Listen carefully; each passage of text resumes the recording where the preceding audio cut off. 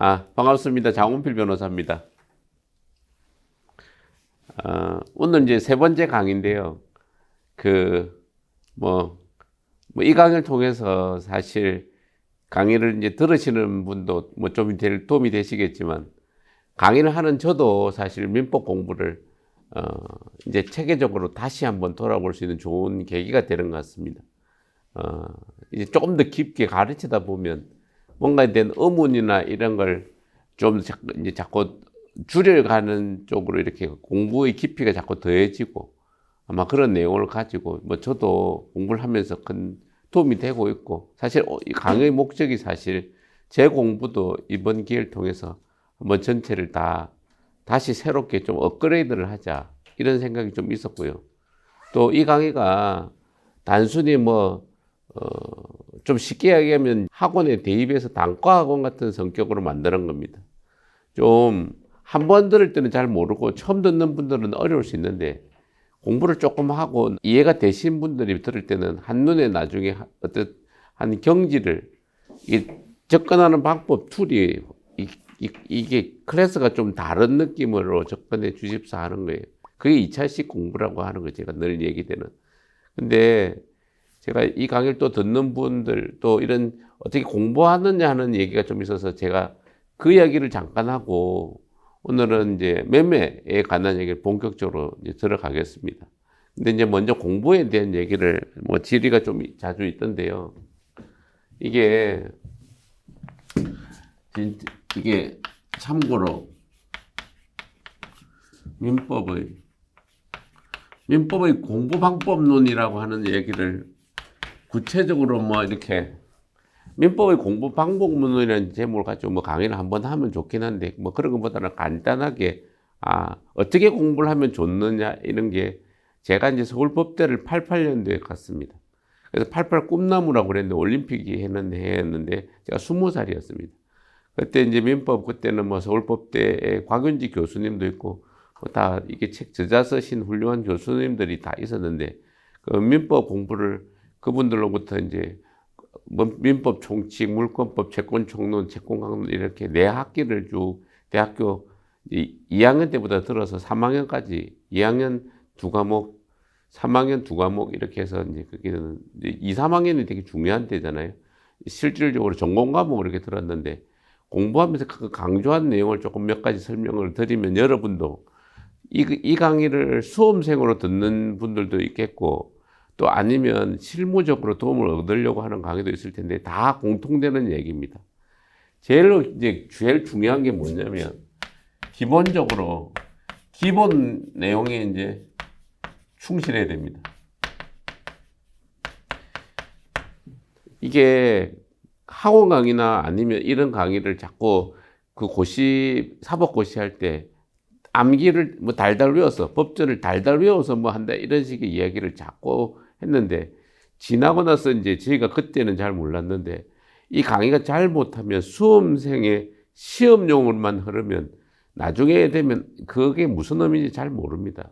세월이 좀 지나면 기억도 안 나고요. 그게 수험용으로 공부하는 거는 어떻게 보면 이런 그 시험 과목, 이 민법에도 보면 몇 문제는 한 두세 문제는 그렇게 좀 쉽게 내라고, 이해를 위주로 쉽게 내는 거지만, 그런 식으로 공부를 하다가는 나중에 절대 합격하기 어렵습니다. 실질적으로 40점 이상 받기가, 잘 찍어서 합격할 수는 있겠지만 돌아서면 잘 모르는데요. 어쨌든 이 기본 내용에 되게 충실해야 됩니다. 이게 뭐가 문제인지에 대한 얘기죠. 이게 기본 내용이라는 거는, 이게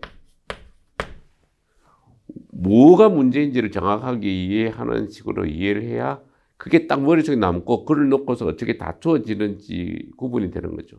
되게 법학이라는 게 어느 쪽이 논리적으로 이쪽이 맞느냐 저쪽이 맞느냐에 대해서 얘기를 하는데, 그 근거를 어떻게 되느냐의 다툼입니다. 그 근거를 어떻게 되려면 뭐가 문제인지에 대한 이 쟁점에 대한 이해가 제일로 선행돼야 됩니다. 제가 이제 강의를 쭉 하다 보면 자꾸 숲을 봤다 나무를 봤다 숲을 봤다 나무를 봤다 할 텐데, 이게 결국에는 이 쟁점 주소 파악을 하는 것이 가장 중요한 내용이다, 이렇게 보시는 거예요. 그러니까 쟁점에 대한 이해를 하려면 단순히 이해가 선행되면 그 다음에 어느 정도의 체계적인 암기가 필요하고 이 체계적인 암기를 실전에다가 적용시키면서 사례 훈련을 자꾸 해야 됩니다. 그게 이제 사법고시 1차, 2차 시험 문제고 이런 겁니다. 다 이렇게 기본 이해를 바탕으로서 어쨌든 중요한 내용은 머릿속에 체계적으로 암기라는 게 그냥 단순히 일일이 뭘 외우는 게 아니라 머릿속에 정리를 해야 됩니다. 이거는 이거고 저거는 저거고 이게 뭐가 문제인데 이게 어떻게 정리되는가.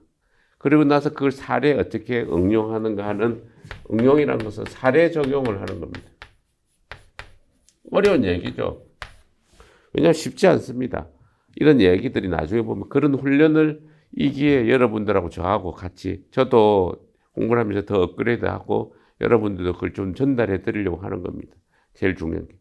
그러니까 이게 제일 중요하고 그 다음에 이걸 접근하는 방법은 이게 요새는 이게 전자책이 나오고 이러니까 이게 지금 저도 지금 이게 법전을 대형 법전인 큰 법전, 대법전만 실무적으로 이용하다 보니 이 작은 법전, 민법전에 대한 민법전을 이제 이게 가까이 해라.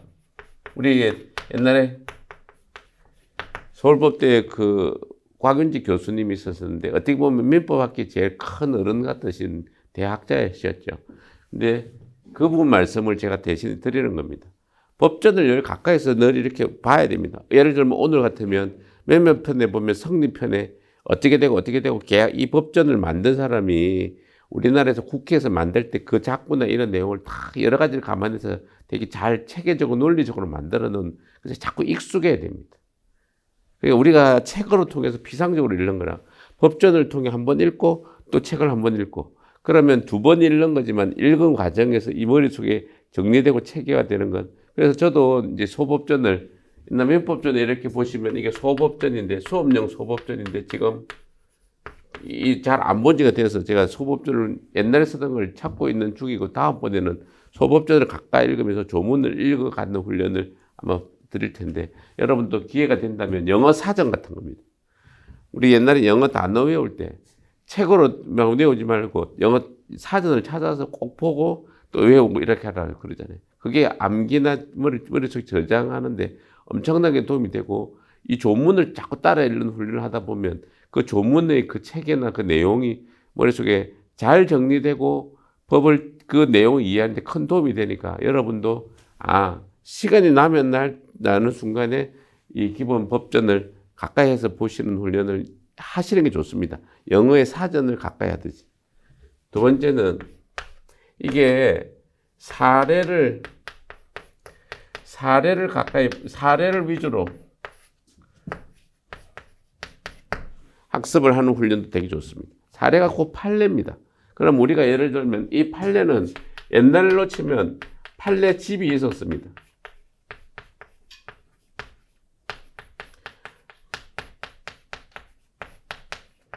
그러니까 법대 도서관에 가면 법대 도서관에 그 민법 판례집이 쫙 이렇게 옛날부터 해서 뭐 아주 옛날 60년대부터 다 있었습니다. 최근에도 있고 법원 공고도 있고 이게 판례를 지금 우리가 보면 뭐 종이로 된 거를 못 보고 인터넷에 법률정보센터 이게 법률정보센터나 이렇게 사건을 치면 이런 판례 다 쭉 나옵니다. 지금 민법 우리 공부하는 기본서에는 뭐 뒤에 이거 이렇게 뭐 요약만 결론만 딱 나눴는데 할 수 있으면 시간 날 때마다 어떤 나중에 실무적으로 하다 보면 중요한 실무는 한 몇십 개 안 됩니다. 실제 사례에서 일어나는 실무는 몇십 개 안 되는 내용을 계속 거기는 판례가 뭐 몇십 개에서 몇백 개 축적되어 있는 곳은 가급적이면 쭉 충실하게 판례를 원문까지 읽다 보면 실제 어떻게 됐구나, 어떻게 될 것인가에 대한 판단도 됩니다. 그러니까 이 판례를 법률정보에 대한 원문까지 찾아서 최대한 읽는 훈련을 하면 법전 읽는 것만큼이나 나중에는 훨씬 이 사고하는 게 좋아집니다. 이게 딱 이런 경우는 딱 이렇게 돼 있는 게 아니고 이런 경우가 이렇게 가는 경우도 있고 또 달리 가는 경우도 있는데 왜 그렇게 논리 흐름을 판사들이 이렇게 A로 가는지 아니면 B로 정반대 방향으로 논리를 결론을 짓는지 하는 게 그 원문의 그 케이스 마이 케이스로 조금씩 틀리게 근거를 잡습니다. 똑같게 이렇게 가다가 그 앞에 목차나 총론 같은데 뒤에 강론에서 근거를 놓고서 어떤 사례 판단에서 쫙 나눠버립니다. 그럼 그 훈련이 충분히 좀 공부를 해놓으면 뭐 지금은 그러니까 어떻게 보면 지금 뭐 공인중개사 시험 하는데 2달에 뭐 한 1회독씩 도는 이런 거 가지고는 공부 안 됩니다. 그냥 좀 쉽게 얘기하면 민법은 한 2회독, 3회독을 한 2달씩, 한 달씩을 집중력으로 민법만 하셔도 됩니다. 제가 이런 공부를 나중에 공인중개사 시험 준비하시는 분들이 볼 때 우리 누나 하는 내용을 제가 보면 민법 공부가 제가 볼 때는 한 반인데 반하기는 좀 그렇고 수업용은 3분의 1 하고요. 부동산 공법하고 그 부동산 개론 과목이 반이고 3분의 1이고 나머지 부동산 세법, 공시법, 뭐 중개법령 이게 3분의 1입니다. 그러니까 민법 공부가 3분의 1이나 절반인데 공부가 더 어렵습니다. 알고 보면. 왜냐하면 체계적으로 정리할 게 많으니까. 단편적으로 암기하는 게 아니고. 그러니까 공부의 반 정도니까 실질적으로 한 2회독 정도는 깊숙하게 읽고 좀 찾아보고 공부를 머릿속에 정리하는 걸 선행하지 않으면 마지막에는 공부 시험에 하기 되게 어렵습니다. 그러니까 할 수 있다면 판례도 이렇게 자주 사례 위주로 자꾸 읽고 훈련하는 습관을 기르면 나중에 큰 도움이 됩니다. 그리고 이론은 이게 사법시험 같은 걸 하면 이게 다수설, 소수설 학자들 간의 교수들 간의 견해 대립이 있는 것이 중요한 시험 범위 중에 하나입니다. 근데 지금 공인중개사 시험이나 이런 거는 이론은 그냥 판례 위주로 정리를 해놨기 때문에 이게 결국에 나는 게 이게 판례는 결국엔 다수설 아니면 소수설 중에 그 중에 하나를 취하는데 무조건 학자들이 다수설이라고 가는 게 아니고 대법관들이 판단해서 다수 견해라고 하는 것이 가는데 다수 견해가 꼭 학설의 다수 견해하고 일치하지는 않습니다. 근데 시험 문제나 이런 거 그런 학술적인 논쟁까지 들어가기에는 너무 어렵습니다. 그래서 이제 저희도 지금 강의도 여러분들한테 이게 이제 로스쿨생들이나 아니면 뭐 학자들 간의 논쟁을 할 때는 다수 견해, 소수 견해가 왜 맞는지 하는 것이 판례만큼이나 중요하겠지만 지금 그런 것까지 가다가는 여러분들 감당 못 합니다. 지금은 굳이 그럴 필요도 없고 지금은 판례가 정리하는 위주의 논리에 따라가고 또 나중에 관심 있고 뭐 이제 이거 실무적으로 떠나서 이게 법학에 대해서 뭔가 자꾸 하다 보면 공부가 조금 되다 보면 의문이 생기고 왜 의문일까 왜 이럴까 하다 보면 이제 공부가 학설로 쫓아가게 되고 그 학설의 다툼도 좀 더 읽어보면 재미도 있습니다. 왜? 논리적으로 맞느냐 틀리냐를 두 개를 놓고서 왜 이렇게 할까? 왜 이렇게 할까? 이걸 따져보면 사실은 수학적인 얘기인데 그게 수학이고 논리학입니다. 논리학이 곧 법학이고. 그러니까 이게 이제 이론이 이게 참으로 지금 공부가 이게 사실은 논리학에서 출발한 게 논리학의 대표적인 게 수학이고 수학적 사고가 법학적 사고입니다. 그래 옛날에 보면 물리학이나 수학한 사람들이 되게 법학에 빨리 적용하고 이해가 빨랐습니다. 왜? 결국에 출발은 논리학에서 이렇게 오니까. 자, 이제 잠깐 이제 뭐 이것도 중요한 내용이라서 뭐 공부 방법론에 대해서 질문을 하는 걸 정리하면 이런 내용입니다. 이게 처음에 잠깐 드린 내용인데 어쨌든 기본 내용에 충실해야 되는데 쟁점 이해에서부터 출발한다. 그리고 쟁점을 이해했으면 암기하고 할 수 있으면 응용하는 데까지 가봐야 된다. 하나가 됐든 두 개가 됐든 많은 걸 하려고 하지 말고 자꾸 깊숙하게 들어가는 훈련을 하다 보면 어느 순간에 깊숙하게 내려가는 훈련이 됩니다. 공부를 단편적으로 지엽적으로 하면 이 깊숙하게 내려가는 훈련이 안 돼요. 깊숙하게 내려가는 훈련을 하다 보면 지하로 1층, 2층, 3층, 4층, 5층 내려가다 보면 나중에는 이 전체 다른 것도 한눈에 착 들어오기 시작합니다. 빠른 속도로. 이해가 되시죠? 그리고 이제 실제로는 소법전을 좀 가까이 하고 판례를 좀 자주 보라는 얘기고 이론은 너무 크게 부담 갖지 말고 판례 논리에 따라 흘러가면 된다. 이게 이제 먼저 잠깐 드리는 얘기고요. 오늘은 지금 말씀드린 대로 이제 매매에 대한 얘기로 들어갑니다.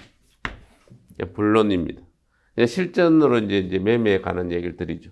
자, 매매가 의란 게 뜻의자에다가 뜻이란 뜻입니다. 뭐 이래서 하면 이렇게 그 다른 게 아니고 뜻, 이게 뭐라는 얘기에 대한 얘기인데 두 가지죠. 네, 청약과 승낙의 합치. 자, 우리가 이제 매매 계약을 지금 사례를 가지고 또 그때 한다고 했죠. 자, 보세요. 갑과 을이 X 아파트입니다. 아파트 3원. 사는 사람 매수인, 파는 사람 매도인. 여기서부터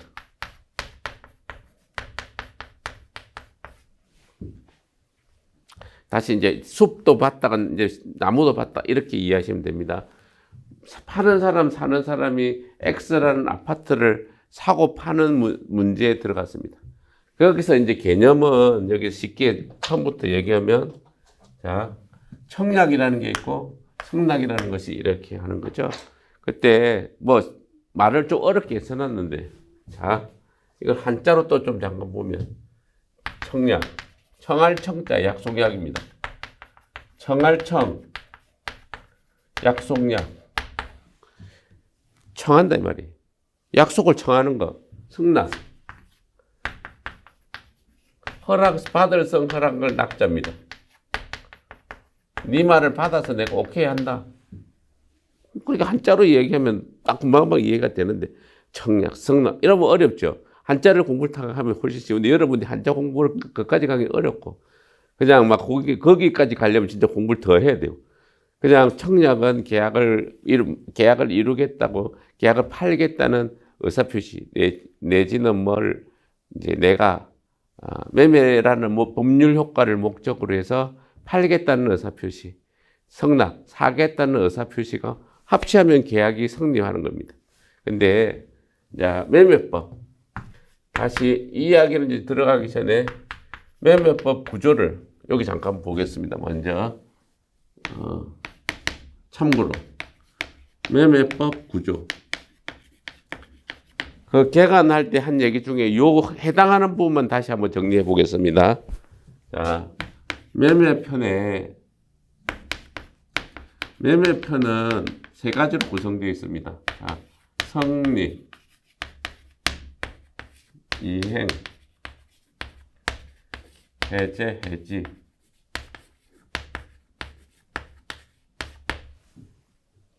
무슨 말인지 알겠죠? 이게 그때도 성립은 자주 얘기했지만 발생, 변경, 소멸입니다. 권리가 발생, 변경, 소멸하는데 이걸 좀 말 풀어서 하면 취득, 변동, 상실, 사는 사람인 당사자 입장에서 보면 내가 사는 거, 취득, 그건 발생, 내가 주는 거, 상실, 그거는 전체적으로 보면 소멸. 어쨌든 뭐가 새로 만들어지는 거, 없어지는 거, 그 사이에 무슨 변동이 생기느냐. 이렇게 가는데 여기가 이제 성립이라는 게 알고 보면 발생인 거죠. 이행은 변동의 문제입니다. 말을 조금씩 표현을 바꿔놨는데 알고 보면 발생, 변경, 소멸, 발생, 변경, 소멸이라는 관점에서 목차를 머릿속에 정리해야 됩니다. 그래서 성립, 그건 발생한다는 얘기네. 이행, 권리가 변동한다는 얘기네. 해제, 계약을 소멸시키는 겁니다. 소급적으로 소멸시키는 의사표시를 해제라고 하는데 해제나 해지, 어쨌든 소멸시키는 거. 아, 이렇게 세 편으로 구성되어 있구나, 계약이, 매매편이. 그런데 이걸 채권법 총론, 계약법 총론. 지금 계약법이, 매매가 속한 계약법이 계약법 총론이 있고 이거는 매매편은 계약법 강론이 이렇게 매매편이 각이란 것은 세부적이라는 얘기고 총은 모아놨다는 겁니다. 뽑아놨다.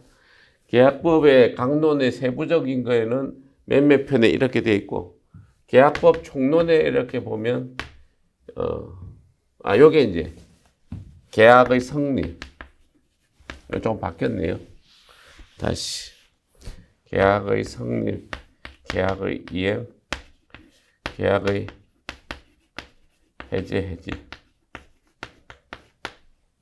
이게 발생. 이게 소멸.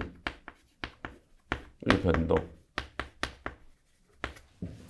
계약법 총론의 목차가 크게 보면 세 구성입니다. 성립, 이행, 해지. 이렇게 돼 있는데 매매편에 와 보니까 매매는 성립. 이게 권리의 취득 이렇게 돼 있습니다. 그 다음에 담보 책임, 판매. 이게 자꾸 이게 뭐 뭉쳤다 뜯었다 이런 논리 좀 필요한데 다 이렇게 설명하면 되죠. 계약을 시작할 때 여기서 청약과 승낙이라는 것에 대한 접근을 우선 하는 거예요. 계약을 처음에 시작하려면 청약, 승낙. 그래서 이제 청약에는 어떻게 좀 설명하고 승낙에 대해서는 어떻게 좀 설명을 합니다. 그래서 승낙에 되어 있는 내용이 그리고 나서 이 내용 중에 이제 조금만 더 들어가 보면 계약이 성립할 때 특수한 경우가 계약금이라는 부분이 있고 이제 매매를 뭐 중요한 얘기만 잠깐 드리는 겁니다. 일방적으로 계약을 이렇게 누군가에게 계약을 예정할 수 있는 권한을 주었을 때 일방적으로 예약이라는 것은 본 계약 전에 미리 한다 이 말입니다. 우리가 버스 차표 예약 이런 거 하잖아요. 매매를 일방이 예약할 수 있는 권한을 줬을 때 이걸 어떻게 접근할 것인가. 매매 계약의 성립의 특수한 모습입니다. 그랬을 때 이러한 제도를 받아들일 것인가. 아까 말했죠. 여기 쟁점에 대한 이해가 중요하다고. 계약을 성립하려면 어떻게 하면 성립하냐. 청약과 승낙이라고 하는 데서 성립한다. 이게 일반적인 얘기고. 그 일반적인 얘기에서 조금 더 관련 문제로 생각하는 게 계약금을 주고받았을 때는 어떠한 법률적인 문제가 생길까? 아니면 누군가에게 계약을 일방적으로 예약을 할 수 있는 미리 본 계약 전에 미리 누군가에게 예약을 할 수 있는 권한을 줬을 때 이걸 어떻게 했을 때 미리 준 상태에서 어떻게 계약을 할 것인가 하는 그의 법률적인 얘기를 이렇게 하는 거. 그러니까 이 세 가지를 이제 가지고 공부를 하는 것이 첫 번째 이제 성립하는 파트에서 공부할 내용이고 여기서 성립 과정에서 하나의 문제가 계약이 성립되지 않은 계약을 체결하는 과정상에 누군가에게 잘못이 생겼을 때 오늘 시간 되면 계약 체결상의 과실책임이라는 주제까지도 갈지도 모르는데 그보다 더 중요한 건 쟁점이 이게 주소가 어디에들이 다 이게 포진하고 있는지를 이해해야 됩니다. 왜 여기를 갖다 놨을까? 책에서. 계약은 성립하는데 계약법이 성립하는 부분에 있어서 매매편 권리 취득 부분에 얘기할 때 매매 계약은 청약과 승낙으로 성립한다. 이래놓고 이 이야기는 요 계약법 성립편에 쭉 설명을 좀 많이 해놨습니다. 그리고 매매 계약편에 특수한 영역으로는 계약금과 매매의 일방 예약이라는 게 있고 그리고 여기 계약상의 과실책임이라는 테마는 매매 계약이 사실상 성립이 안 됐는데 이 와중에서 파생되는 계약이 뭔가 문제가 생겼는데 누군가에게 과실이 있는 경우는 어떻게 할 것인가 하는 측면에서의 쟁점입니다. 이것도 정확하게는 이제 이래 얘기하면 이게 무슨 소리야 싶겠지만 사례를 가지고 아까 얘기했죠. 사례를 가지고 문제 쟁점을 접근하면 딱 보입니다. 그러니까 그 얘기를 여기서 드리려고 하는 거고. 자, 담보 책임이라는 것은 여기 있습니다. 여기 몇 가지 대표적으로 타인 권리 매매. 흰으로 쓰시죠. 권리.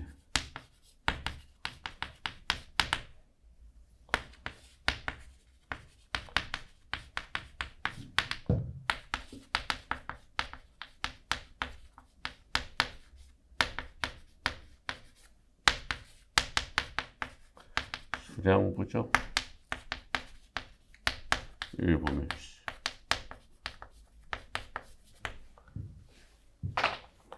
자, 매매의 또 다른 국면. 아니, 디테일한 부분은 쫙 보고 나서 다시 디테일하게 쫙 정리합니다. 숲을. 나무를 이제 보기 앞서서 숲을 먼저 보는데, 지금 숲에 팔았는데, 아파트를 이렇게 팔았어요. 아파트를 파는데 아까 요 세가 일어나는 이 경우 말고 그 다음 또 생길 수 있는 성립성의 문제는 이 아파트가 다른 사람의 권리로 돼 있을 때 소유가 그 사람 게 아닌 경우는 어떻게 되는지. 예? 아니면 일어나는 경우를 자, 계약 체결상의 과실치금 이런 겁니다. 예를 들어서 사례를 가지고 이제 하나씩 해놓고 디테일하게 들어가 볼게요. 이 말은 세 개는 이해가 될 거고 계약 체결 과실은 아파트가 불이 난다. 불이 나서 이제 없어지는 걸 멸실이라고 돼요.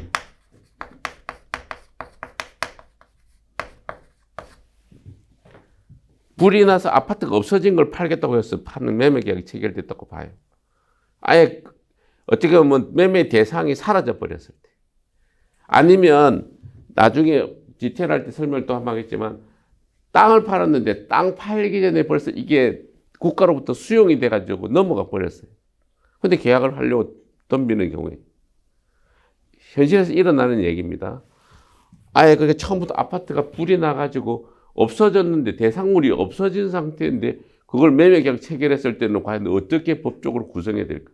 이걸 믿은 상대방은 어떻게 하고 책임지는 사람은 어떻게 책임져야 하는가가 계약 체결상의 과실 책임이라는 주제고 사례를 하나씩 접근하면 다른 타인의 권리는 소유자가 내게 아니 내 걸 보통의 경우는 내 거를 내가 파는데 내 게 아닌 거 타인 소유 타인의 권리 내 거 아닌 걸 다른 사람 거를 이렇게 팔았을 때 이게 내가 판 사람이 무슨 책임을 져야 되냐 이겁니다. 수량구조 일부 멸실은 무슨 말인지 이야기됐죠. 아파트 토지를 팔았거나 했는데 보니까 100평인 줄 알고 팔았는데 80평밖에 안 됐어요. 아니면 아파트를 샀는데 그거 뭐가 이렇게 여러 가지를 헛간도 넣고 집도 있고 단독주택을 팔았는데 거기 부속되어 있는 건물이 있는 줄 알았는데 없었어요. 일부가 멸실돼 버린 상태예요. 그랬을 때 이 판 사람이 어떤 하자를 질 것이냐는 이거예요.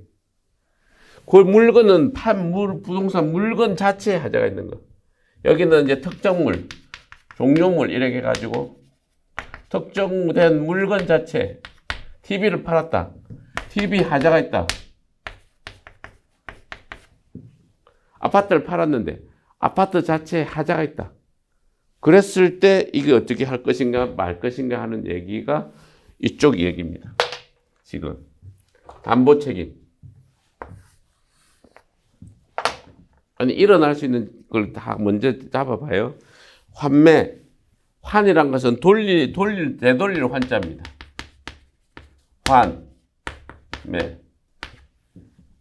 되돌릴 환자에 산다 이 말입니다. 내가 팔았는데 5년 후에 3년 후에 다시 산다. 이러한 경우는 어떻게 하느냐 하는 것이 우선 이 경우에서 매매에서 통상 많이 일어나는 경우다 이거예요. 우리가 대부분의 많은 일어나는 경우는 환매라는 건 나중에 알고 보면 이게 실질적으로 환매 태각도 하지만 담보용으로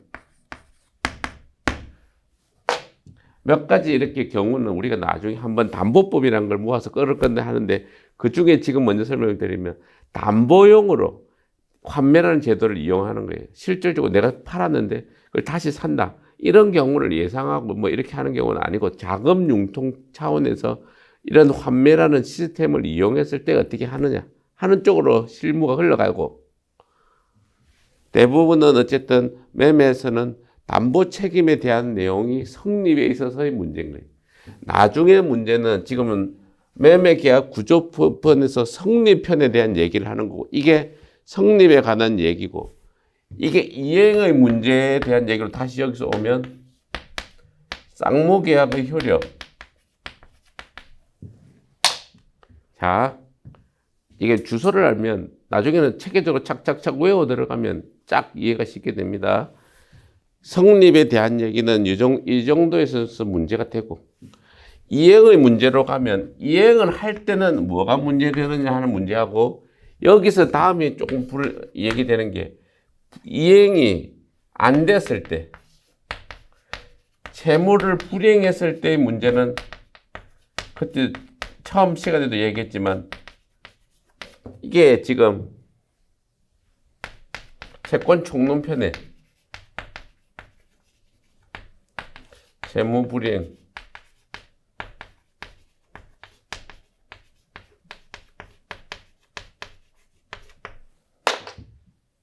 자, 그때 처음 개관할 때 설명드렸죠. 성립 파트에 대한 공부가 반, 이행 파트에 대한 공부가 반, 성립에 대한 파트를 본격적으로 들어가는데 계약 매매부터 시작을 하는 거예요. 계약법의 대표적인 매매. 매매를 들어가 보니까 성립, 이행, 소멸, 발생, 변경, 소멸인데 성립편에 들어가니까 뭐를 성립을 하느냐? 청약과 성락을 성립을 한다. 그리고 나서 이 파생되는 이런 문제들이 좀 있네. 그리고 팔았는데 보니까 바로 팔 때 이런 문제가 있었다. 성립할 때 보니까 이런 다른 사람의 권리거나 아니면 수량이 부족하거나 아니면 그 자체에 하자가 있었거나 이런 성립상의 고장이 났을 때는 어떻게 한다. 이렇게 접근하는 거고, 두 번째 이행, 권리가 변동되는 상태, 물건이 변동되는 상태에서 보니까 기본적으로는 매매는 쌍무계약이니까 쌍무계약에 따른 결련성, 결이라는 게 서로 관련성 이런 뜻입니다. 결련성의 기초에서 동시에 서로 간에 주고받아야 되고 쌍방이 책임 없는 사유로 아파트를 파는데 매매계약하고 나서 이행하기 전에 불이 나서 없어졌을 때 자, 동시행 항변권은 동시에 이행해야 된다는 서로 항변, 다툰다 이 말입니다. 동시에 이행해야 되는 항변권의 문제는 잔금하고 그 다음에 등기 치고 인도하는 문제는 한꺼번에 시험을 봐라. 동시행 항변권의 문제고, 매매 계약 이후에 이행하기 전에 불이 났을 때 아파트가 불타버렸다. 누구에게 위험을 부담시킬 것인가 하는 문제, 누가 책임을 지느냐 하는 문제가 생기죠. 사례들은 아까 여기 말한 쟁점. 제3자를 위한 계약은 사고 파는 사람이 아버지가 매살 돈을 대는 사람인데 아들 장가간다고 집 사주는 계약을 할 때 내가 파는 사람하고 매매 계약하는데 살 사람 명의를 받을 사람은 아들인 경우, 제3자를 위한 아들을 위한 계약을 아버지가 매도인하고 계약을 하는 상황에서 제3자는 어떤 권리 의무가 있고 매도인 매수인은 어떻게 돼야 되는가, 주소를 정확하게 이해를 하는 거죠. 이게 이행이 됐을 때의 문제, 이게 이행이 잘 안 됐을 때, 여기 성립이 안 됐을 때의 문제는 다시 얘기를 하고, 이행이 안 됐을 때의 문제는 제일 중요해. 이 테마로 들어오면 채무불이행이 안 된 게 뭐가 있느냐?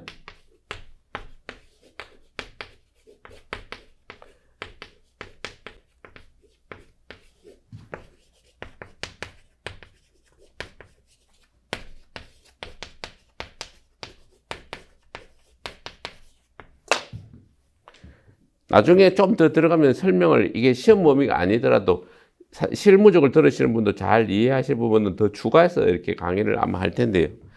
자, 채무가 불이행됐을 때, 여기는 채무가 이행이 됐을 때, 채무가 이행되는 국면은 이런 문제, 채무가 불이행되는 국면에서 이런 문제.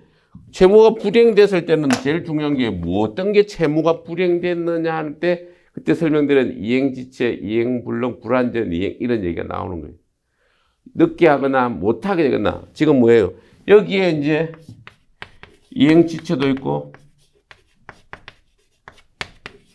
이행불능도 있고 불완전한 이행도 있어요.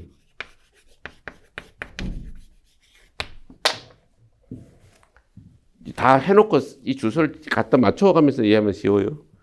이행지체, 잔금을 늦게 준다. 잔금을 돈이 없어서 늦게 주는 거, 이행지체. 아파트를 지어 팔아야 되는데 아파트가 지금 석 달 안에 지어서 해야 되는데 준공 예정일로부터 늦어진다. 석 달 안에 준공 못하고 6개월이 이게 준공 예정일로부터 3개월이 더 지나버렸다. 이행지체. 아예 파산 나가지고 건설사가 부도 나버려서 아파트를 지어 파는 게 사실상 불가능해져 버렸다. 이행불능. 아파트를 지어 팔았는데 아파트 안에 부실이 너무 많다. 하자가 너무 많다. 그랬을 때 매수인이 어떻게 했냐? 채무 불이행을 이유로 뭔가를 주장하는데 뭔가를 주장하는 방법이 이쪽에 계약을 해제해서 계약 해제 효과가 원상회복하고 손해배상이다. 그러면 이쪽이 되는 거죠. 다시 계약을 해제하는 얘기가 나오는데 해제하는 얘기가 가만 보니까 여기서 오는 거죠. 국면은 계약이 성립, 변동, 소멸인데 해제하는 건 채무를 불이행했을 때 원상회복하고 손해배상인데 계약 그러면 원상회복하는 방법이 그러려면 일방이 네가 채무 불이행을 이유로 계약을 소멸시키겠다는 의사가 해제예요. 계약을 소멸시키겠다는 의사. 계약을 소멸시키게 된 의사의 효과가 원상회복하고 손해배상이 이행을 잘 안 했을 때 이행을 잘 안 했을 때 소멸되는 방법을 이렇게 적어놨다 이 말이에요. 이해가 되시죠? 그러면 이제 그때 또 여기서 조금 더 나가는 게 성립에 대한 거죠. 이게 성립 불이행, 성립에 대한 하자. 여기는 채무를 불이행에 대한 채무 불이행 하자. 이거는 성립을 잘못시켰을 때 성립에 대한 하자는 이거예요. 법률 행위.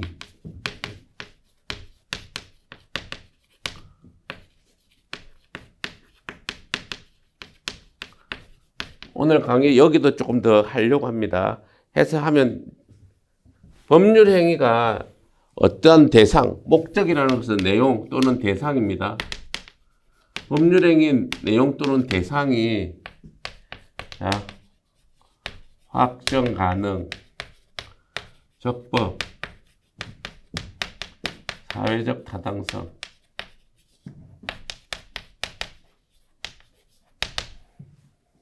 있어야 한다.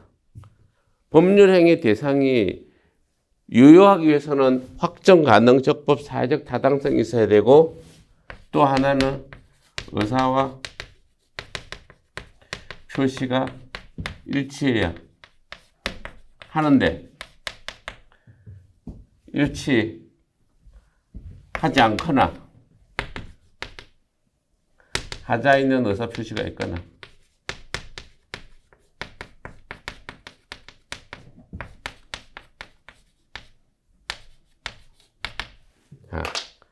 제가 그때 한번 앞에 개관할 때 설명한 내용이 되게 중요한 거고 디테일하게 세부적으로 들어가서 정리하는 거는 착착착착 이렇게 큰 틀 목차를 외워주고 그에 따른 사례를 이해하면 공부가 하나씩 챕터가 넘어갑니다.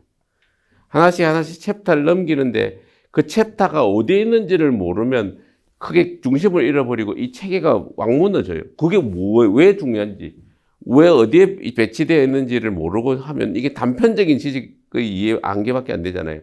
그렇게 하는 게 아니고 민법은 무엇보다 중요한 건 숲을 보는 훈련이 필요한데 숲의 기본은 이거라는 거예요. 매매편은 성립과 이행편으로 크게 나뉘고 성립의 하자가 생기면 이런 부분을 성립의 하자라고 얘기하는데 자 성립의 하자를 조금 더 들어가려면 이겁니다. 여기서 조금 더 이해해 보셔요.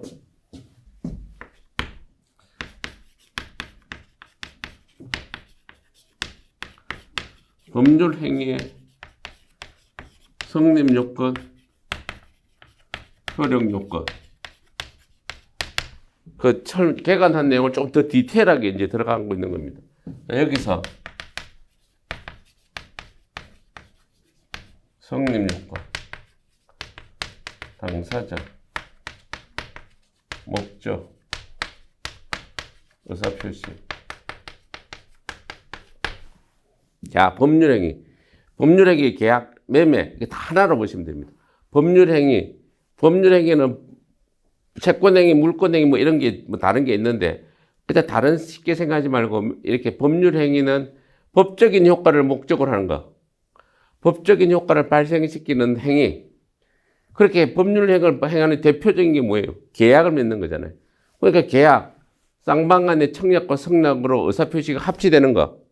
그러니까 법률행위나 계약이나 채권행위나 다 맥락은 비슷한 얘기. 그래 혼용이 되는 거예요. 어쨌든 법률행위 또는 매매 아니면 계약의 성립 요건과 효력 요건인데, 자, 저번에도 한번 얘기 드렸죠. 여기서 조금 더 살펴보면 이겁니다. 자, 이걸 오늘 조금 더 디테일하게 얘기를 해볼게요.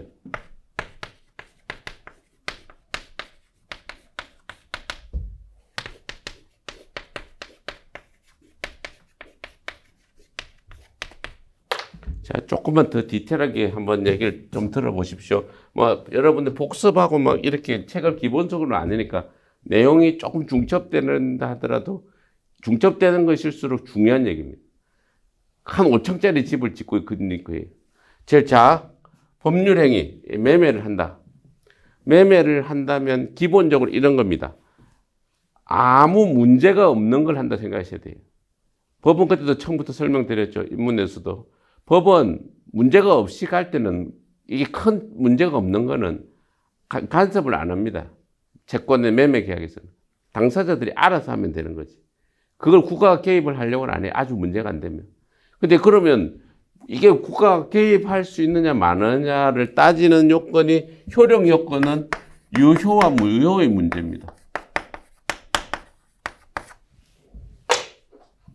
유효는 효력을 있게 한다는 거고 무효는 효력을 없게 한다는 거잖아요.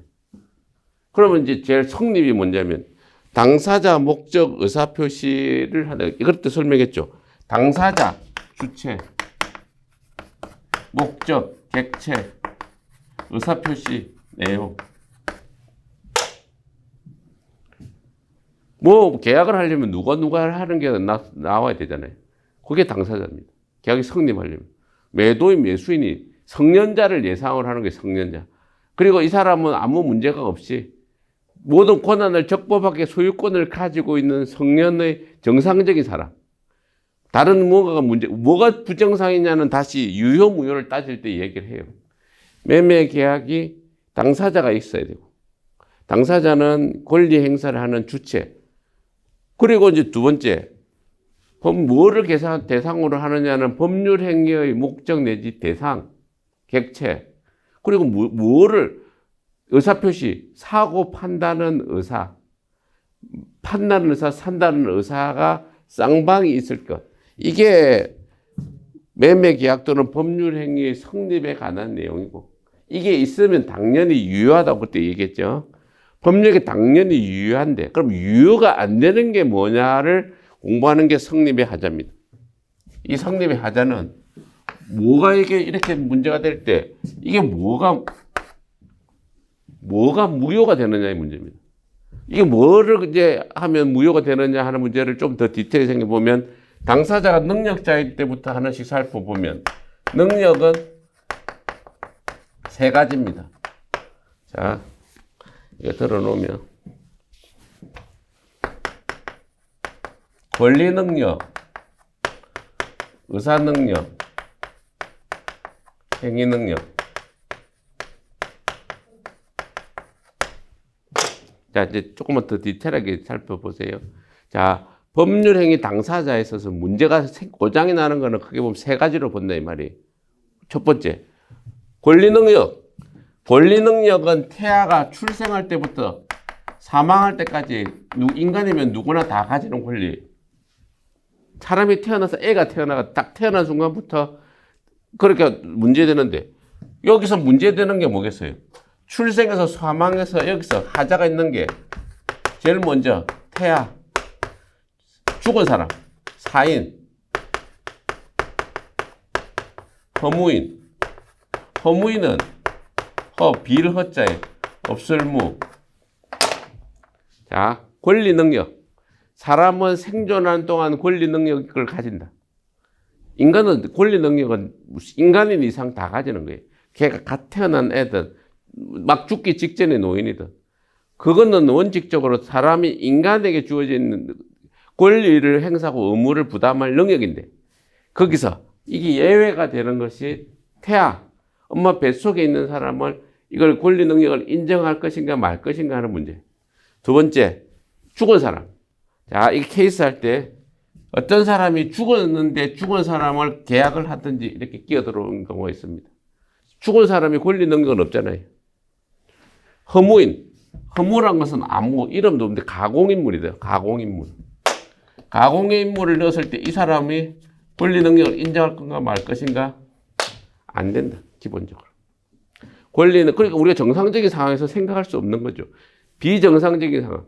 죽은 사람. 없는 사람을 가공해서 허위로 만들어낸 사람. 왜 오래된 일제시대 때 토지할 때 허무인 같은 거 끼워 넣어가지고 매매 계약서를 조작해내는 거.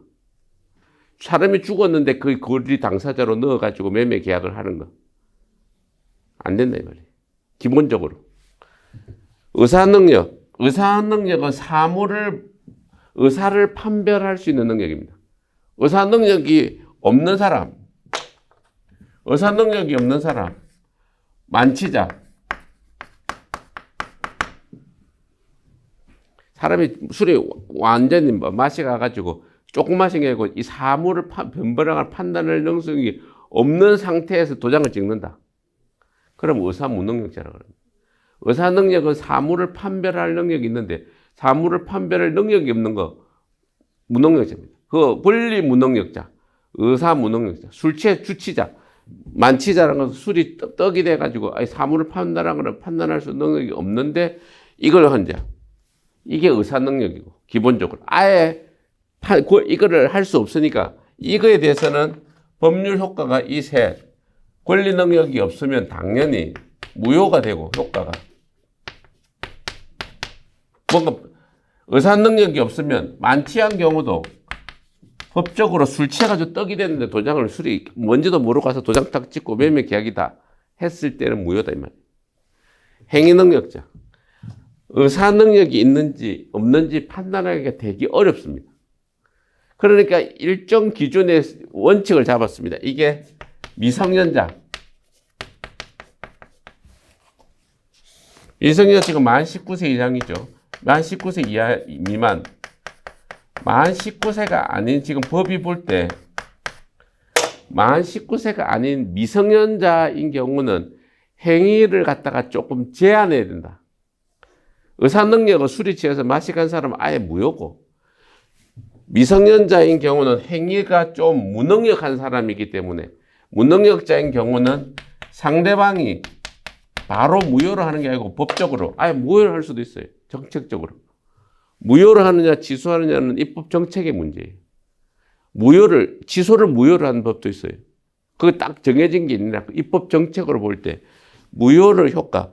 법률 행위가 유효하게 성립하지 않을 때에 무효가 되는데 이거를 아예 처음부터 무효로 갈 수도 있고 여기서 취소해서 나중에 소급해서 무효로 갈 수도 있는데 자, 행위 무능력자인 미성년자의 행위는 취소할 수 있고 미성년자의 상대방을 보호하기 위해서 미성년자의 법정 대리인인 부모, 친권자인 부모와 미성년자와 거래 상대방 사이의 세 사람 사이의 법률 관계를 어떻게 규율할 것인가.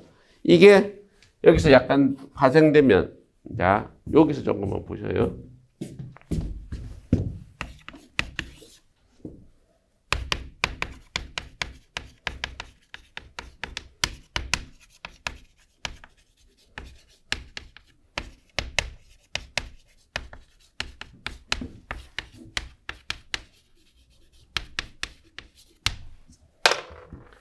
저 얘기를 일로 조금 옮겨보면 야 여기서 왜 또 점핑하느냐 중요한 얘기입니다. 문제는 뭐가 고장이 나 있는 상태에 놓인 걸 어떻게 규율할 것이냐의 문제인데 고장이 나는 경우 자 주체와 관련되어 있는 상황에서 이런 경우입니다. 아까 했죠. 행위 무능력자인 만 19세 미만이 18살짜리가 와가지고 어른인 줄 알고 정상적으로 이렇게 그냥 했어요. 행위 무능력자가 거래를 매매를 했을 때 어떻게 해? 또 문제대로 파생되는 건 아버지가 아들이 나타나가지고 우리 아버지 지금 병원에 누워 있는데 아버지가 내가 동의받았으니까 이 땅 아버지 명의 땅이지만 내가 대리인입니다. 그래서 아버지 도장을 들고 와가지고 신분증하고 매매 계약을 했는데 거래 상대방하고의 관계가 권리 대리 권한이 입증이 안 돼 버렸을 때 무권 대리인. 아예 어떤 사람이 가짜로 들어가서 서류를 가지고 대리인도 아니고 아버지 자식 간에 이런 것도 아니고 아예 권리가 아무것도 없는 사람이 서류를 위조해 가지고 뭔가 법률 행위를 했을 때 무권리자. 이러한 경우를 어떻게 규율하느냐, 거래 상대방과의 관계를 어떻게 규율하느냐의 문제를 이 세 가지를 나중에 보면 자꾸 패키지로 이 경우를 어떻게 하고 이 경우를 어떻게 하고 이 경우를 어떻게 해서 세 가지로 딱 묶어서 머릿속에 정리하기 시작하면 공부가 쫙 체계적으로 이해가 되는 거예요. 단편적으로 하나씩 이게 그때 읽어 놓으면 이게 그때는 이해는 되는데 내 머릿속에 정리는 잘 안 되잖아요. 그러니까 머릿속에 정리 잘하는 거는 비슷한 유형에 있는 이런 유사한 사안들을 끌어모아 놓고 그걸 어떻게 정리하는지를 한꺼번에 정리하는 훈련이 되게 필요하다. 그래서 잠깐 일로 와서 자, 이해가 되시죠? 당사자는 능력자여야 되는데 능력자가 아닌 경우는 세 가지다. 권리 능력이 없거나 의사 능력이 없거나 행위 능력이 없거나. 권리 능력이 없는 경우는 사자나 허무인은 아예 권리 능력이 사람이 아니니까.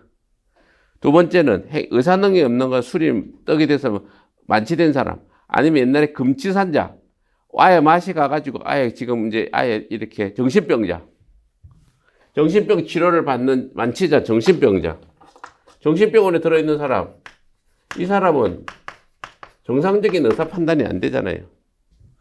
그리고 정신병자가 모아가지고 정신병이 있었다. 이랬을 때 이걸 어떻게 규율하는 거야? 의사 무능력자. 행위무능자 만 19세 이상의 법적으로 볼 때 이 정도는 의사 능력이 없는 것으로 봐야 되지 않냐. 그래서 이걸 행위무능력자로 규율했을 때 어떻게 하느냐. 이거는 무효로 어떻게 하느냐. 바로 무효. 위에 두 개 거는 바로 무효. 세 번째 행위무능력자는 취소할 수 있는데 상대방을 보호해서 상대방은 뭐 철회를 할 수도 있고 뭐 여러 가지 권한을 부여해놨어요. 예? 그런 내용을 디테일하게 들어가서 나중에 볼 건데 지금 시험 범위는 권리 주체, 권리 객체는 시험 범위가 아니어서 시험 범위는 아닌데 두고 이제 나중에 참고로 저까지 깊게 들어갈지도 시간적으로 안 맞으면 못할 수도 있는데 엮어서 이해하고 있어야 된다. 엮어서 이런 것이고요. 다 목적이 확정 가능, 적법, 사회적 타당성 이야기 조금 했는데 지금 오늘 강의 내용 중에 보면 지금 시간이 되면 지금 저거를 하려고 했는데요. 여기 계약 체결상의 과실 책임 얘기를 제가 시간이 되면 좀 하려고 하는데 오늘 지금 시간이 어찌 될지는 모르겠는데 계약 체결상의 과실 책임. 자, 지금 오늘 강의 이제 처음에 이제 계약의 이 매매에 대한 얘기를 성립. 자, 요 이야기를 조금만 다시 돌아서 얘기해 봐요. 매매 성립에 보면 이제 우리 조문이 있습니다. 여러분들이 아까 제가 지금 민법전을 봐야 된다고 얘기하는 건 시험 범위나 공부를 할 때 조문을 가지고 딱 시험을 묻는 문제들이 좀 있어요. 좀 쉽게 내려고 하는 부분입니다. 조문을 정확하게 이야기되는데 자, 계약의 성립에서도 청약과 성락에 대한 조문들이 한 몇 개, 10개 가량 이렇게 됩니다. 그 쫙 정확하게 이해를 하고 있으면 그 문제 조문이 맞냐 조문이 틀리냐의 문제로 나가는 거죠. 자, 이걸 조금만 성립을 잠깐 드려보면 이 이야기 속에 확정 가능 적법 사회적 타당성 얘기가 나옵니다. 우리가 여기서 총론적으로 의사와 표시가 일치하고 의사 표시 하자가 없어야 하는 설명을 한번 드렸을 때 의사와 표시가 일치하지 않는 경우에 비진의 표시, 통정의 표시, 착오 유형이 있고 의사 표시 하자가 있는 유형에는 사기나 강박에 의한 법률 행위가 있고 그렇게 됐을 때는 비진의 표시나 통정의 표시는 바로 무효로 할 수 있고 착오, 사기, 강박인 경우는 취소할 수 있는 겁니다. 취소하면 소급적으로 무효가 되는 건 똑같아요. 다만 효과가 상대적으로 처음부터 무효를 하기에는 좀 경하니까 상대방에게 취소를 할지 말지 하는 권한을 준 거예요. 그러니까 그 사람이 무효를 하겠다면 무효가 되는 거고 어쨌든 이 지금 의사표시에 대해서는 디테일하게 살펴볼 것인데 어쨌든 의사표시는 일치해야 되고 의사표시는 하자가 없어야 되고 여기서 이제 제가 이제 드리려는 얘기 중에 하나입니다. 오늘의 이제 얘기는 여기서 뭐 지금 오늘은 청약과 성락 얘기를 좀 하고 계약 체결상의 과실 책임이라는 주제로 조금 더 들어가 볼게요. 좀 늦어도. 자, 그러면 계약과 청약에 대해서 우리 민법 조문이 규정한 거 여기 조금만 가 봅시다. 여기는 이렇게 여기까지는 이해가 되셨을 것 같고, 자, 청약과 성락 여기서 설명을 좀 드릴게요. 계약의 청약, 아까 승낙의 개념에 대해서는 얘기했잖아요. 자, 다시 그러면 청약에 대해서는 개념이 뭐냐면 매매 계약을 청하는 거죠. 매매 계약의 성립을 목적으로 그것을 청하는 행위입니다. 청하는데 이제 우리 민법에 이렇게 이제 몇 가지 정해놓은 걸 제가 이제 이 목차를 그냥 하면서 설명을 드린 게 법전을 가지고 쭉 읽으면 되는 내용입니다. 매매 계약의 청약은 처리하지 못한다. 이렇게 되어 있습니다. 조문이. 매매 계약은 처리하지 못한다. 매매 계약이란 건 청약과 성약인데 이 청약의 내용은 파는 거는 뭐냐면 재산권을 이전한다. 아파트 소유권 그리고 아파트 키를 이전한다는 거고 승낙은 돈을 준다는 겁니다. 디테일하게 조금 들어보면 매매는 매매 계약이란 건 청약이란 건 재산권, 매매 목적물인 아파트, 재산권을 이전한다는 의사와 대금을 지급한다는 의사의 합치를 매매를 한다. 그러면 근데 여기서 중요한 청약을 하는 사람은 뭐냐? 청약은 처리하지 못한다. 왜? 상대방이 이게 승낙할 기회를 주고 있는 상태에서 바로 이렇게 청약해버리면 안 되지 않겠어요? 거래 상대방을 보호하기 위해서. 그래서 상대방이 승낙할 때까지는 그냥 마음대로 내가 청약하고 그다음 처리하고 내 마음대로를 일단 못한다. 이게 이제 조문입니다. 취지가. 그 다음에 승낙. 승낙은 아까 말한 대로 오케이 한다는 의사표시잖아요. 오케이 한다는 의사표시는 자 이게 조문이 이제 뭐냐면 두 가지로 구성되어 있습니다. 조금 이해를 하셔야 되는 게 승낙 기간이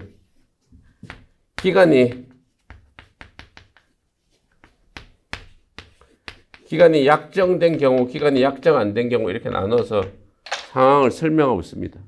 자, 매매 계약을 이제 체결하려고 하는데 청약자가 만약에 3억에 나는 팔겠습니다. 이렇게 청약을 해왔어요. 누군가에게.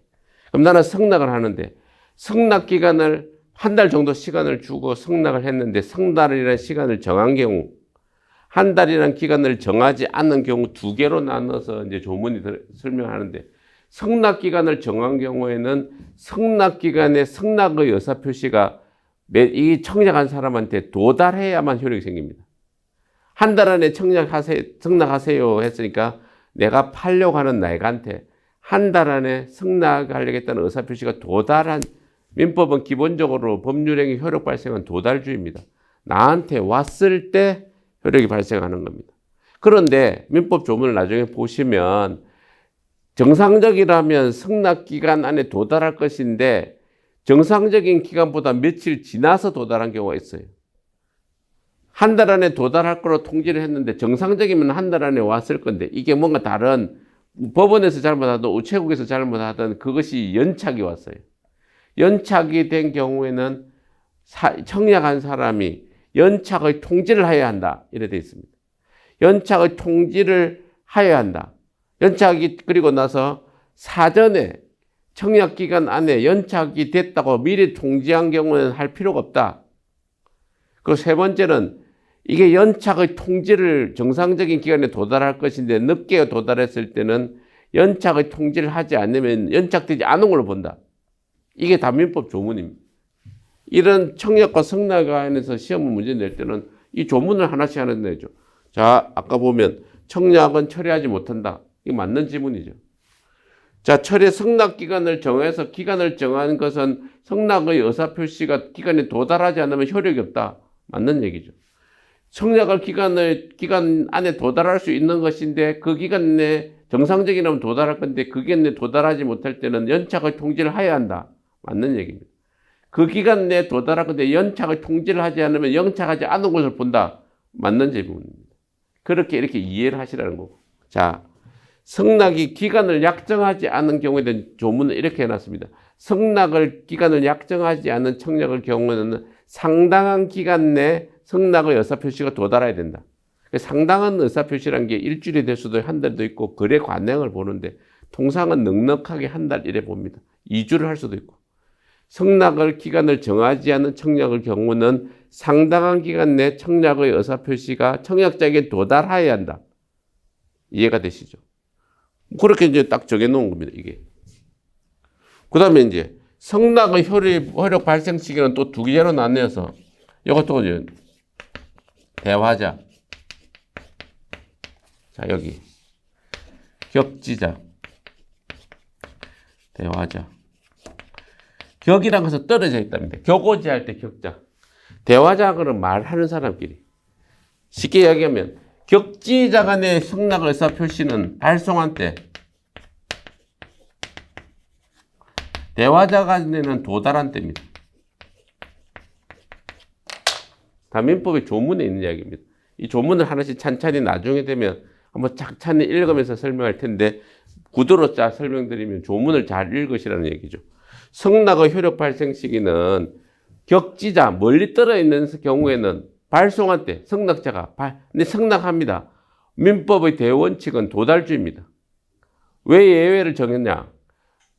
청약자는 팔려고 미리 생각하고 있는 상태니까 상대방한테 발송해도 나한테 별로 손해가 별로 없어요.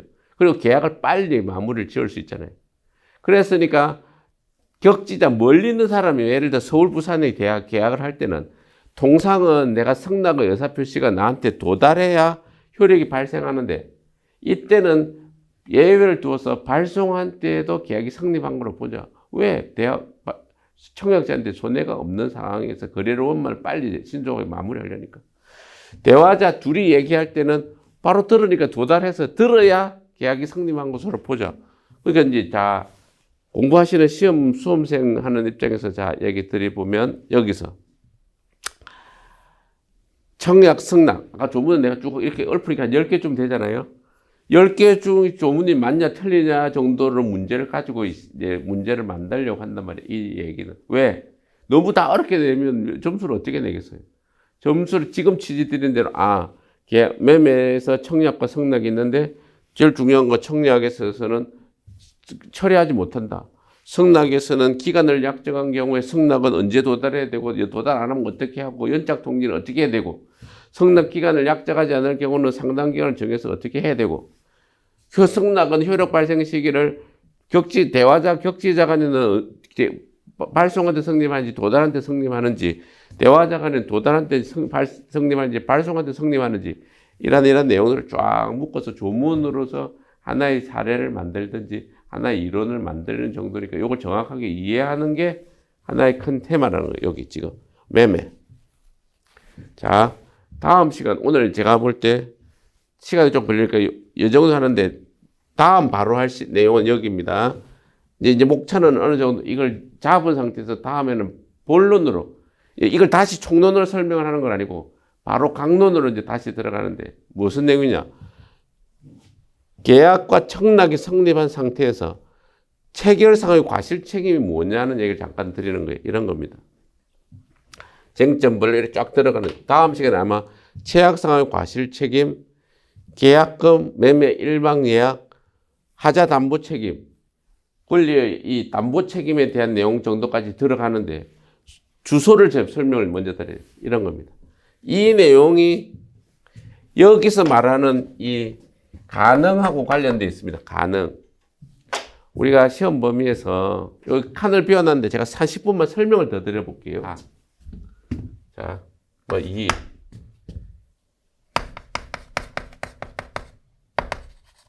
한 10분만 더 해보십시다. 제가 다 써놨으니까.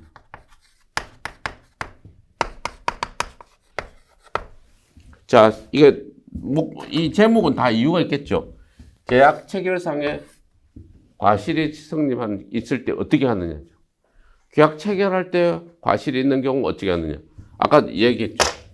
개념에 이제 불이 나서 소각된 아파트를 매도할 때 사례 불이 나서 없어요.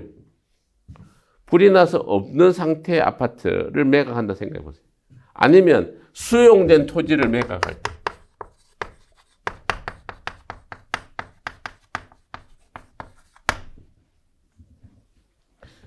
어쨌든 쉽게 말하면 이 얘기는 무슨 얘기냐면 요건이 이 대상물이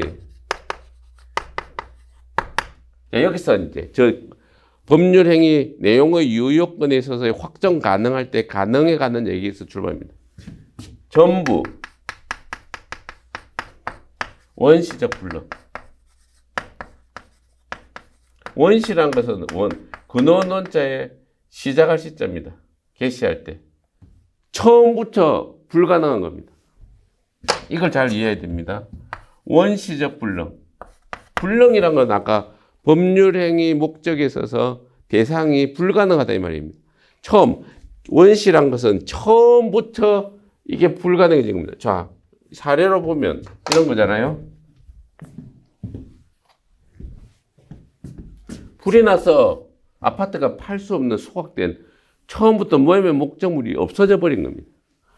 처음부터 없어진 원시적 처음부터 없어진 물건이 전부 대상물이단 말이에요. 전부 이게 다 없어졌을 때 이걸 어떻게 하느냐에 대한 얘기를 먼저 잠깐 해보면, 자, 요건.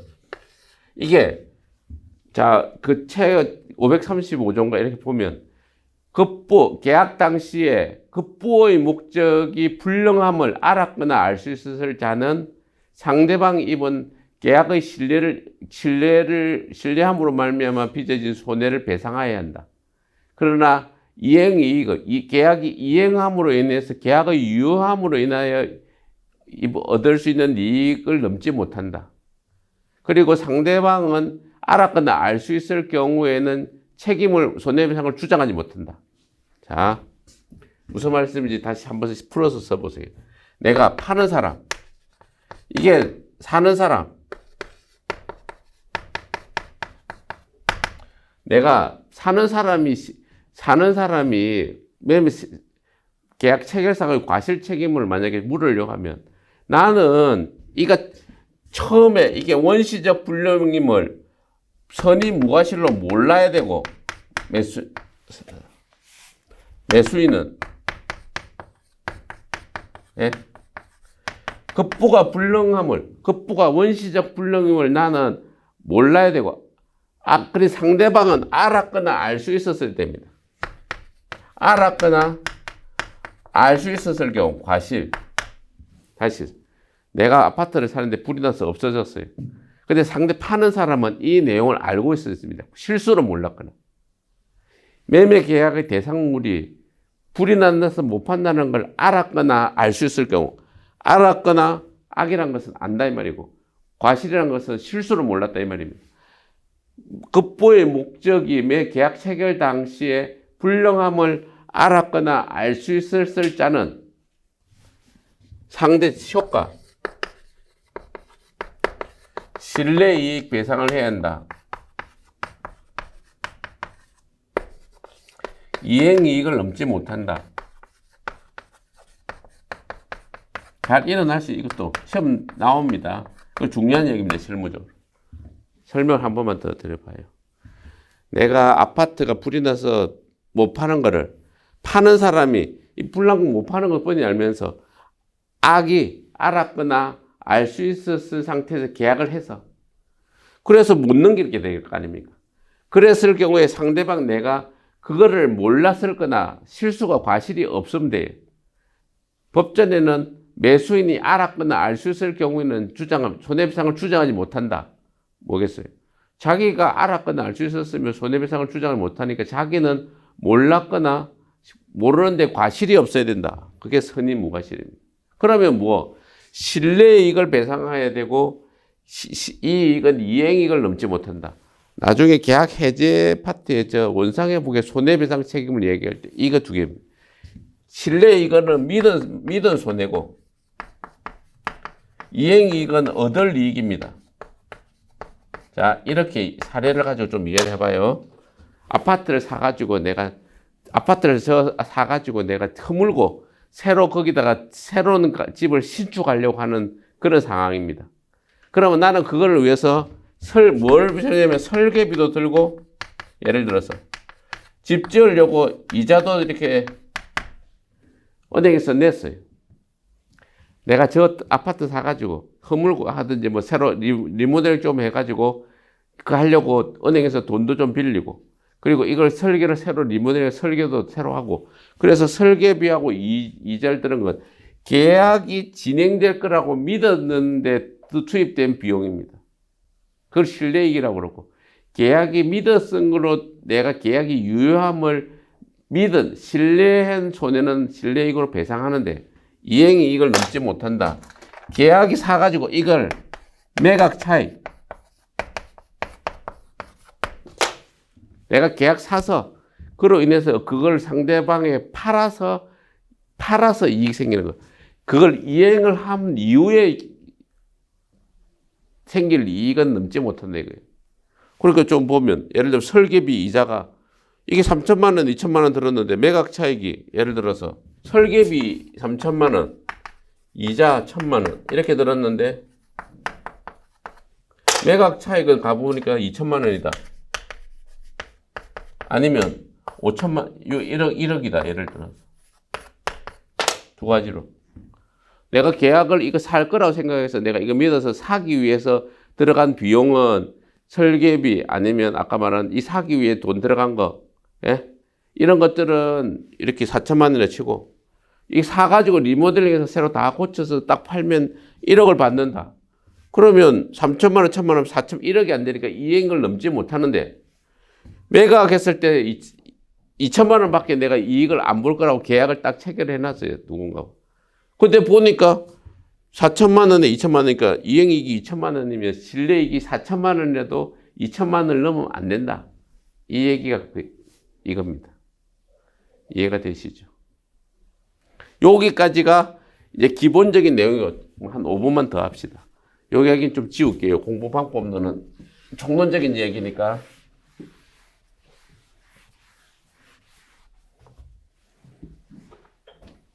하나. 이걸 조금 확장해서 오늘 세부적인 목차에 있어서 강론적인 얘기죠. 확장. 이게 쟁점 이런 겁니다. 사례를 가지고 얘기를 잠깐 해봐요. 자, 이 두 가지입니다. 효서.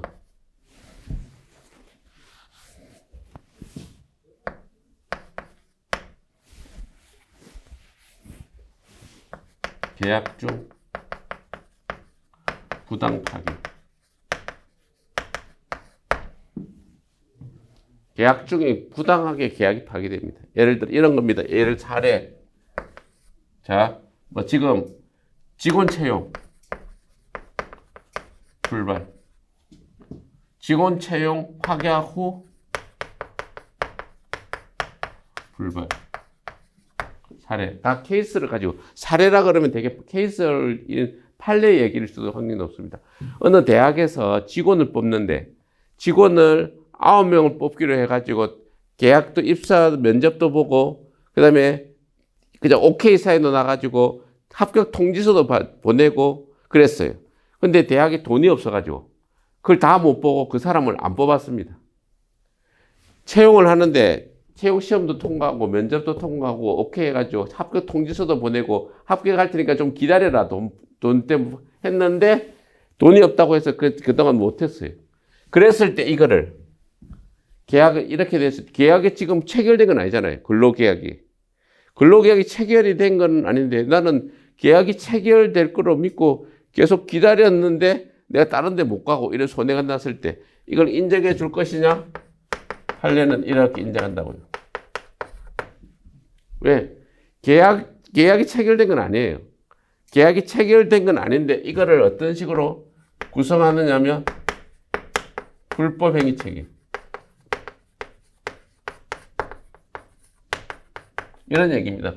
판시를 보면 계약을 체결하고 직원을 고용할 자유와 계약이 체결돼서 근로계약이 체결된 것으로 믿었던 상대방하고의 신뢰를 두 개를 비교해 봤을 때 계약을 체결할 자유보다는 계약의 유효를 믿고서 그 합격했다고 신뢰한 그 사람의 이익이 보다 크기 때문에 이를 어기고 잘못한 것은 불법 행위가 돼서 손해를 배상해야 한다. 계약의 체결이 일어나지는 않았지만 계약 체결 중에 이러한 문제가 생기면 이러한 손해는 책임을 져라. 이런 얘기입니다. 무슨 말 얘기가 이해가 되시죠? 또 하나 더. 두 번째 이 사례는 자, 이게 계약이 무효된 경우는 설계사무소 계약 파기 이런 이야기입니다. 이게 다 판례를 드린 거죠. 설명을 들어놓은 것이죠. 설계사무소가 뭔가 설계 입찰을 해가지고 갔어요. 그래서 설계를 해가지고 입찰을 하니까 설계사무소에 이제 공사를 맡기는 건설사가 이거 입찰 너 됐으니까 계약을 체결은 안 됐는데 예를 들면 뭘 이것도 만들어다오 저것도 만들어다오 이렇게 계약을 한 상태에서 그러다가 갑자기 니는 안 되겠네 하고 다른 데로 간 겁니다. 이런 일이 왕왕 일어나죠. 설계사무소의 설계를 공개 입찰을 통해서 내가 입찰에 들어가가지고 딱 하니까 그래 아마 니하고 할 것 같다. 니는 내가 볼 때 좀 부족하니까 이것도 좀 더해주고 저것도 좀 더해주라 해놓고 최종적으로 니 안 되겠네. 이랬을 때 그러면 이 설계사무소에서는 자 인정되는 거는 추가로 설계한 거 추가로 내가 이래라 저래라 해가지고 내가 계약되는 것처럼 계약은 성립 안 했어요. 계약이 성립됐으면 채무불이행 책임이나 계약상의 성립상의 하자로 가는데 아직 계약은 안 했는데 계약해 가는 와중에 추가로 이렇게 설계 계약할 것처럼 이렇게 한 거잖아요. 그럼 추가로 설계 계약한 것은 책임을 져라. 불법 행위를 기해서 판례가 이것도. 다만 네가 입찰에 들어간 서류 입찰에 필요해서 낸 거는 네가 위험을 부담하고 한 거 아니냐. 네가 안 될 수도 있고 될 수도 있는 그거는 안 된다. 그렇지만 또 인격적 법익을 침해할 정도로 정신적 고통이 크게 가중됐다. 그러면 별도로 책임을 인정한다. 이해가 되시죠? 판례 사례 쟁점에서 중요한 건 이런 사례에서 이런 얘기고 또 우리 판례가 이것도 판례입니다. 시험이든 중요한 얘기는 나중에 보면 판례가 많이 모여 있는 데입니다. 지금 이래 들은 얘기는 이론적인 이런 조문을 가지고 하는 거는 좀 사례를 만들고 이해하기 쉬운 거고 공부에 어쨌든 이 민법을 공부해서 수험생이나 아니면 민법을 공부하는 사람은 이 기본 법적인 이 민법전에 대한 기본 이론을 바탕으로 사례가 많이 모여있는 판례가 많이 모여있는 걸 가지고 시험을 내는 게 수밖에 없어요. 그게 중요하니까. 근데 이것도 그렇게 중요하다는 거예요. 판례가 많으니까. 계약이 무효된 건 이런 겁니다. 정권사, 영업부장이 손실을 이제 부담하기로 약정하는 겁니다. 정권사 영업부장이 있어요. 정권사 영업부장이 있는데 정권사 영업부장이 어떤 투자자한테 자, 내가 손실이 나면 내가 안아줄게요. 그러니까 그렇게 뭐 내한테 맡겨서 하세요. 근데 이렇게 정권사에서 직원이 손실을 떠안기로 하는 이런 약속들은 강행법규 위반입니다. 법이 허용하지 않는 거예요. 이렇게 정권사가 하면 안 되는데 이렇게 해가지고 손해가 났다. 이랬을 때 계약은 내가 떠안기로 하는 계약은 무효가 됐어요. 그 무효가 된 상태에서 이 지금 정권사에게 아니면 정권사 영업부장에게 책임을 물을 수 있느냐.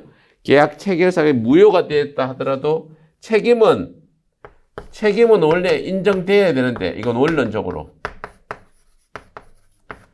사례는 사실상은 이제 판결할 때 인정을 안 했습니다. 왜? 네가 그 정도의 노련한 투자자고 이런 상황에서 이렇게 하는 거는 아까 알았죠.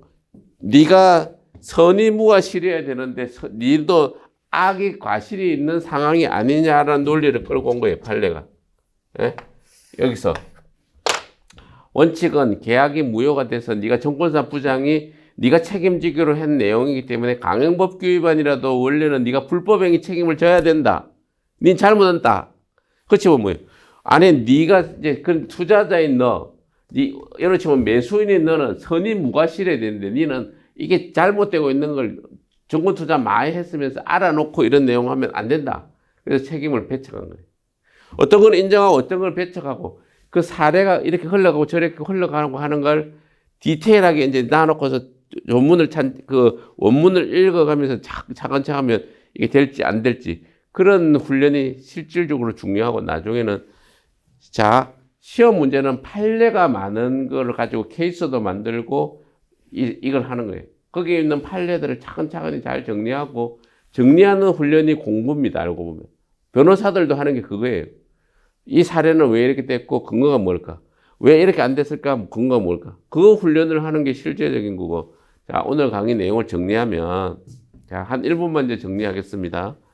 오늘 공부는 매매법에 대한 구조를 아까 얘기 드린 대로 성립편, 이행편, 소멸편인데 성립편에 대한 얘기하고 성립편의 하자에 대한 얘기를 저렇게 목차를 다시 한번 설명을 드렸고 그리고 매매편의 계약법의 이행에 대한 얘기는 이렇게 되어 있는데 이렇게 되는 쌍무계약에 관련된 이행의 문제 그리고 이행이 안 됐을 때 불이행은 어떻게 되느냐 하는 문제가 큰 틀인 거고 우리는 이제 앞으로 세부적으로 디테일에 들어갈 때 여기 뭐가 박혀 있는지 지금 설명을 드렸죠. 하나를 이제 케이스, 이거 아까 말한 조문들이 많은 것도 있지만 대개는 시험은 판례가 많은 겁니다. 판례들이 왜 이렇게 구성되고 이게 쟁점이 뭔지를 하나씩 이제 디테일하게 나무를 이제 분석하는 쪽으로 공부를 하는 겁니다. 그 일환으로 지금 첫 번째 계약의 청약과 승낙에 대한 얘기를 드렸는데 청약과 승낙에 대한 건 아주 논의가 깊다기보다는 법이 청약과 승낙자 쌍방을 놔놓고 어떻게 보호할 것인가 놓고서 어떻게 조문을 구성해서 이렇게 해라 저렇게 해라 이렇게 하는 조문 위주의 공부니까 그걸 조문을 잘 이해하시면 이게 대 깊은 논점이 있는 건 아니고 두 번째 계약 체결에 있어서의 과실 책임은 계약이 성립하지는 않았는데 성립해서 인정되는 것을 기본적인 이론으로는 이렇게 요건과 효과로 규정을 하고 이걸 좀 확대했을 때 우리나라 판례는 이렇게 불법행위 책임으로 일단 이렇게 끌고 가가지고 주로 하고 있고 이거는 어쨌든 계약 체결상의 과실 책임과 무관하게 불법행위 책임으로 인정하는 거고 학자들은 이거를 계약 체결상의 과실 책임으로 넣어서 이렇게 구성해야 되지 않냐고 하는 논의가 있는 거고 그 논의까지는 여러분들이 학계의 깊은 논의까지는 굳이 알면 너무 공부가 어렵습니다. 그거는 이제 사법고시 준비하는 지금 로스쿨 하는 사람들이 공부할 방식이고 그런 논의는 좀 줄이고 판례 위주의 공부를 가지고 이제 중요한 판례들은 지금처럼 쭉 이렇게 정리해 가면서 판례를 집중적으로 정리해야 될 과목들이 나옵니다. 그 부분이 나오면 그거는 판례 위주로 이론은 간단히 하고 판례를 좀 많이 해서 그렇게 정리하도록 하겠습니다. 오늘 세 번째 강의 큰 틀인데 어쨌든 다음번은 청약과 승낙하고 계약 체결상의 과실 책임을 끝내고 나서 아까 말한 이 계약금, 매매 일방예약, 그 다음에 매매 담보 책임 이 얘기를 하면서 아니면 이 이야기를 기본적으로 이 이야기가 조금 어려운데요. 사실은 아예 이러지 말고 이런 계약금, 매매 일방예약 담보 책임을 하고 제 생각에 하고 그 다음에 이렇게 계약의 내용의 유효요건이 이제 확정 가능 적법 사회적 타당성 아까 얘기했죠. 확정 가능 적법 사회적 타당성 능력자 이렇게 해서 필요한 거 능력자 부분에 있어서는 지금 이게 출제 범위가 아니에요. 의사 무능력, 행위 무능력, 권리 능력은 권리의 주체편에 있는 얘기예요. 이거 시험 범위에서 빼줬어요. 두 번째 목적의 확정 가능 적법 사회적 타당에서 첫 번째 지금은 가능에 대한 얘기 중에 제일 중요한 얘기 중에 하나가 저 계약 체결상의 과실 책임인 원시적 전부 불능에 대한 얘기고 채무불이행 마지막으로 이제 거기서 또 유사하게 파생되는 게 원시적 일부 불능이면 어떻게 가느냐 아니면 후발적 불능이면 어떻게 가느냐를 얘기 묶어서 같이 공부를 해야 된다 이 말입니다. 여기서 대상물은 원시적 처음부터 몽창 다 안 되는 경우 처음부터 일부만 불량한 경우는 어떻게 하느냐. 결론적으로 설명드리면 담보 책임에서 아까 계약의 수량 부족, 일부 멸실이라고 한 이 파트로 오는 거예요. 계약이 원시적으로 일부가 불량할 때 일부가 멸실되어 있는 겁니다. 아니면 일부가 타인의 권리 매매일 때. 그러니까 이거는 계약 체결상의 과실 책임은 원시적 전부 불량에 대한 얘기고 계약의 원시적 일부 불량에 대한 때는 담보편에서 수량 부족 일부 멸실로 끌고 와서 이렇게 규정하고 있는 거고 그리고 후발적 이행 불능에 대해서 얘기를 하는 경우는 채무 불행이고 후발적 이행 불능에서 당사자가 쌍방의 기책 사유가 없을 때는 위험 부담이라는 얘기예요. 알고 보면 불능이라는 요소를 가지고 계약 체결상의 과실 책임, 매매 담보 책임에서 수량 부족 일부 멸실, 그리고 나서 채무 불행 책임, 계약 총론편의 위험 부담, 불능을 가지고 네 개를 이렇게 그 국면에 따라서 이렇게 포진을 시켰다고 이게 틀을 잡아야 그때 이건 이런 국면에 따라서 어떻게 들어가는 걸 공부하는 그게 진짜 중요하다 이 말이에요. 그걸 뜯어놓고 공부하기 시작하면 이게 그건지 저게 그건지 이래 훈련이 안 되면 안 된다 이 말입니다. 뭐 오늘 강의가 조금 길어졌습니다. 그렇지만 뭐 조금 앞에 성립하자, 이행하자, 총론 개관해야 되는 내용을 이 세부적으로 펼치다 보니 그런 거니까 뭐 한번 다시 개관을 다시 듣는다 생각하시고 디테일하게 들어가는 방식을 좀 이게 이런 거구나. 그리고 이제 판례를 이렇게 확장하고 포섭하는 계약 체결상의 과실 책임에서 판례들이 이제 쏟아나서 시험 보면 저게 왜 될 수밖에 없는구나 라고 이해하시면 오늘 강의는 뭐 잘 이해하신 걸로 봅니다. 뭐 잘 들어주셔서 감사합니다.